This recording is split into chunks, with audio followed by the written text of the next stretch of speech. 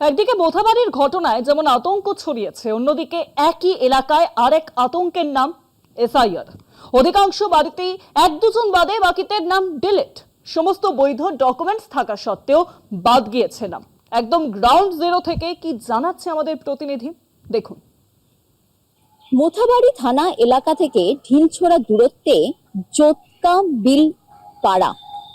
এই পাড়াতে বহু মানুষের সঙ্গে আমরা কথা বললাম, একদম সারি দিয়ে বাড়ি। প্রত্যেকেরই একটাই অভিযোগ যে বাড়িতে এক দুজনের নাম রয়েছে, বাকিদের নাম নেই। আমার নাম আছে, আমার ছোট ছেলের আছে, দু বহুর আছে, আমার বড় ছেলের নাই। বড় ছেলের কেন নেই কিছু বলেছে? না কিছু বলে না। মানে বাবার নাম ভুল আছে? হ্যাঁ ওই হইবে, মনে হয় কিছু আছে ভুল টুল। তোমার কটা ছেলে? আমার দুটা ছেলে একটা মেয়ে। কার কার নেই? মেয়েটার আছে মনে হয়, শ্বশুর বাড়ি আছে। আর দু ছেলের নাই, একটা ছেলের নাই, আর একটা ছেলের আছে, আর দু বহুর আছে।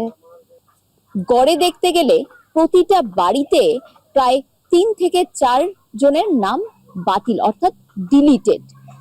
অনেকে তারা অভিযোগ করছেন বা তারা দাবি করছেন যে বাবা মায়ের নাম রয়েছে কিন্তু ছেলের নাম বাদ পড়েছে। আবার কেউ বলছে ছেলের নাম যদি 3-4টে কারোর ছেলে রয়েছে, তাদের মধ্যে দুজনের নাম রয়েছে, তার দুজনের নাম নেই। আমাদের এই পাড়াতে বাড়ি প্রায় 400 প্লাস হয়ে যাবে।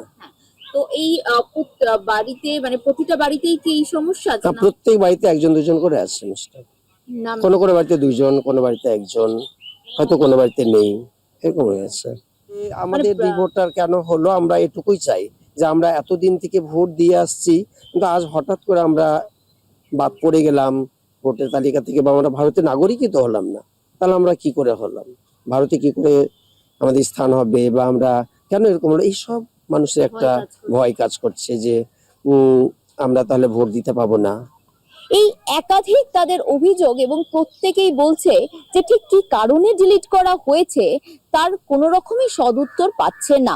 এই যে 11টা ডকুমেন্টস, যেটা লজিক্যাল ডিসক্রিপেন্সি হলে যেটা বলা হয়েছে যে এই 11টা ডকুমেন্টস দিলে সেখান থেকে স্ক্রুটনি করা হবে, কিন্তু সেই 11টা ডকুমেন্টস এর মধ্যেও তারা যখন জমা দিচ্ছে, তারা অভিযোগ করছে যে তারা যখন জমা দিচ্ছে, সেই জমা দেওয়ার পরেও কোনো রকম ভাবেই সেই নাম আসছে না, ডিলিটেডই হয়ে থাকছে।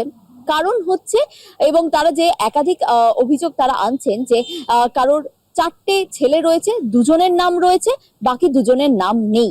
কেন নেই সেই প্রশ্নই কিন্তু তারা আমাদেরকে করছে। দুটা ভাইয়ের মধ্যে এক ভাইয়ের ভালো আছে, মানে ঠিক আছে, একটা ডিলিটে পড়েছে, এটা কিরকম করে হলো? আপনার বাড়িতে কতজনের নাম নেই? আমার বাড়িতে দুজনের। আপনার আর আমার হাজবেন্ডের। আপনারও নেই? ডকুমেন্ট দিয়েছেন? হ্যাঁ সবকিছু দেওয়া আছে। বিএলও কি বলছে?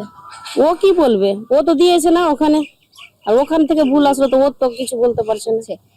তারা বিএলও কে প্রশ্ন করছে, তারা আরো যারা এসআইআর এর সঙ্গে যুক্ত যারা রয়েছেন, যারা কনসার্ন আধিকারিক যারা রয়েছে তাদেরকে জিজ্ঞাসা করছে, কিন্তু কেউ সেই সদ উত্তর তাদের দিতে পারছে না।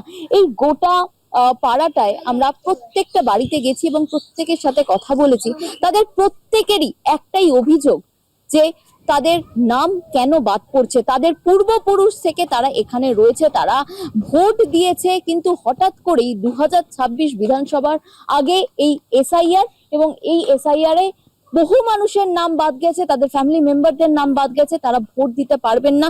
তারা কি করবেন তাই নিয়েই কিন্তু তারা দিন গুনছে, এবং তাদের সরকারের কাছে একটাই দাবি যে তারা যাতে ভোট দিতে পারে। ক্যামেরায় সুবীর দাসের সঙ্গে রিয়া মাঝি, কলকাতা টিভি।